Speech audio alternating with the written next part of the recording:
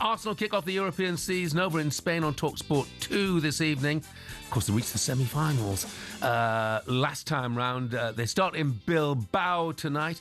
Are they attempting to win a second trophy under Mikel Arteta by trying to be more direct? Here's what the Gunners boss had to say. Evolution of the game. The game is faster, the space is a little smaller, and everybody's trying to take advantages from other aspects of the game that are obviously key actually to win football matches. And at the end, you have to dominate nowadays everything in football to give yourself the best chance to win the games.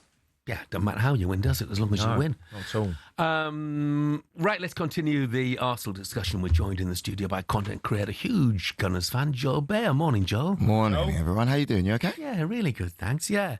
Hey, so look, Arsenal, are they the biggest club never to win the Champions League? 100%. Yeah. I don't see why this is even a question. You go worldwide and people know who Arsenal are. Yeah, well, Spurs get bigger average attendances at home. Well, you say that, but they do. Are they not mostly NFL fans as well, just filling in? Maybe they are. What about Atletico Madrid? Could they not argue to be a bigger club who not won the Champions League? I mean, to me, they've got a very famous manager, you know, and no disrespect to them, but that's it really. I think besides they've won La Liga 11 times. They won La Liga, yeah. Well done to them. But they've won the UEFA Cup 3 times. There's something about Arsenal. They won the Super Cup 3 times. There is something about Arsenal. I'm not denying them. There's something about Arsenal where it doesn't matter what we win, what we don't win. By the way, everywhere you go, it's the biggest game. When Arsenal. So is this the year? Come on, Joel. Is this the year? I don't see why not. You know, I don't see why I shouldn't be optimistic. Let's not forget, Liverpool have spent 466 million British pounds sterling. So they should be favourites. But when I see the way we've been playing in these first 4 games, even the game where we didn't win against Liverpool, where it wasn't the best, we've got the grit in us this season. We really do. Yeah.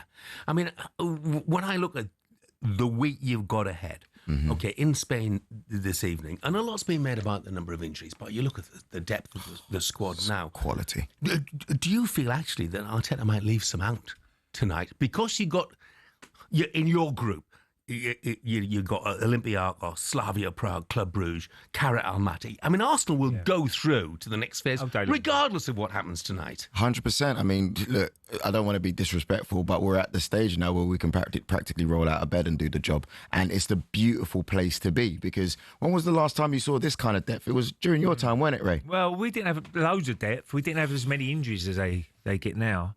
But certainly now they've got 2 teams. You know, if you look at that back 4, you've got 2 positions, two players for every position. Yeah. You know, right back you have, left back you have, 2 centre-halves. He's brought 2 centre-halves for Gabriel and Saliba now. Mascara's come in. He's done a really good job since he's been in the team.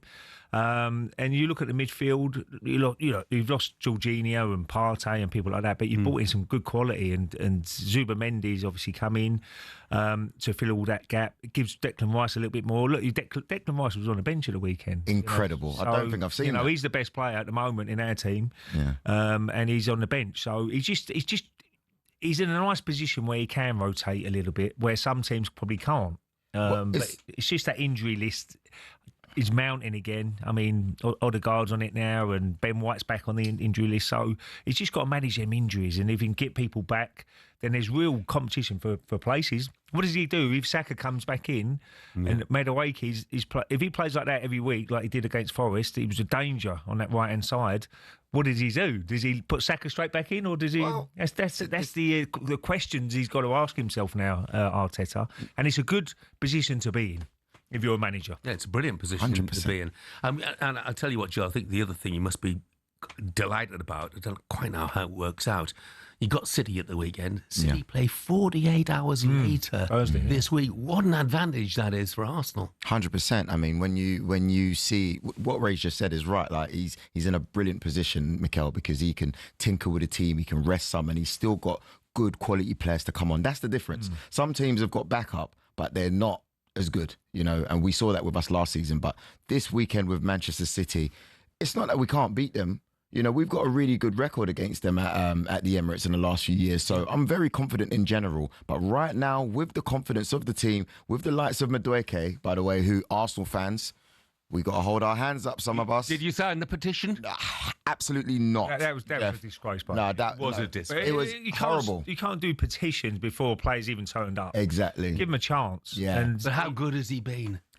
If you ask me, he's probably been the best right winger in the league so far this season. You know, there's going to be someone that comes in and complains, but you know, I reckon he's been better than Estadio. And he can improve as well. I mean, he's very direct. He's very quick, but it's just that end product. If he can improve that a little bit, then he's going to be the real deal on that right hand side. Yeah. And then now suddenly you've got a problem, selection problem if Saka's getting fit again. But that's what we want. Yeah, no, of course it is. And that's the headache. Mikel Arteta is a good headache to have. Exactly. I mean, this might sound a daft question. It won't be the first one from me, but talk about selection headaches. William Saliba is back in training. Do you put him straight back in? Because Mosquera has been fantastic. He has been fantastic, but he does come straight back in. I think the partnership with Saliba and Gabriel, I think Mosquera's going to get better. He's learning off the guys as well. But Saliba's been so good for the last 2 years or a year, whatever it's been. He's got to come straight back in. I agree. It's a good partnership, Gabriel and Saliba. We talk about later on partnerships with centre-half position, but they've been one of the best in the Premier League in the last couple of seasons. It depends on the severity of the injury. If, for example, you know, it's something where you have to be careful, then no, you don't need to throw him back in. But if, for example, he's fully fit, he's available, then there's no reason. He only rolled his ankle in what he done. He twisted his ankle slightly in the warm-up against Liverpool. Yeah. And probably the medical team was saying, well, but he's desperate to play. He said, no, I'm fine. And you got to sometimes trust the player. And he obviously went up for the first ball and he wasn't all right to play. Yeah. And that's why they had to change him straight away. I'll be staggered if he plays in Bilbao because they'll save him, won't they? They'll save him for Manchester City at the weekend. Yeah, inevitably, Joel, you know what is going to happen? You're going to get wound up by people because you're in here. So Reece is doing the winding up. He says Arsenal fans are deluded.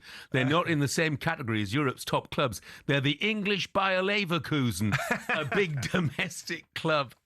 You ask fans worldwide who Arsenal Football Club are, and they know. There's a reason why the first game of this season... Don't bite, Joel. The biggest this season was Arsenal versus Manchester United, or Man United versus Arsenal. When you think of the English Premier League, that's who you think of. You think of Chelsea later on because they came in and they... Who's the biggest club in the world in England? Who's the biggest club in the world in England? Is it Man United or Liverpool? It's got to be Man United. I think... Or Liverpool. Or Liverpool are massive. But Manchester United, look, when they lose Man United, you can't get away from it. Liverpool, if you have a bad performance in Liverpool, yes, people can know about it, but it's mostly the people in Liverpool that focus on it. When a player has a bad game for Manchester United, it's worldwide. You know, like everybody in the Premier League knows about it, and it's just bad news. Yeah, overall. A lot of people reacting saying, look, Arsenal spent £250 million. Yeah, but it's not, you know, how much you spent. It's how you have spent it. And it would appear at the moment that they, you know, spent it really well. I'm not an Arsenal fan, but that's how it looks as an outsider to me, that this is money well spent. 100% it's well spent. And I'll give you an example. It's just the beginning. I'm not trying to get onto Florian Wirtz, but he's been able to go under the radar, right, with the amount of money that's been spent on him, and no one said anything. They're just bigging up his running stats. When it comes to Arsenal, people were persecuting Victor Gyökeres before he kicked the ball. Now he's got 3 goals in 4 games. Everyone's silent. It's amazing now the transfer zone there, Jeff. Everybody's 60 million, isn't it? Back in my era, 20 million was a lot of money. I was with Alan Shearer at the weekend, and he was the record signer at that time, like 15 million. Sorry, Connor is texting. Says, champions of the world, you'll never sing that. Well, you know what, Connor? That's because they weren't involved in the Club World Cup, as were, you know, a lot of the top clubs. No Liverpool, no Arsenal, no Napoli, no Bayern Munich. Look, Chelsea did brilliantly out there, but you can't be saying to Arsenal fans, champions of the world, you'll never sing that. They may well have their name on the Champions League trophy this season. Exactly. Who knows? Joel, enjoy it, mate. Oh, man, I Cheers, will. Joel. I will. Thank you so much, guys. Enjoy it. Content creator, huge Gunners fan, Joel Beya there. talkSPORT Breakfast, waking you up Monday to Friday morning from 6 a.m. on AM, on DAB, via the talkSPORT app and on your smart speaker. talkSPORT.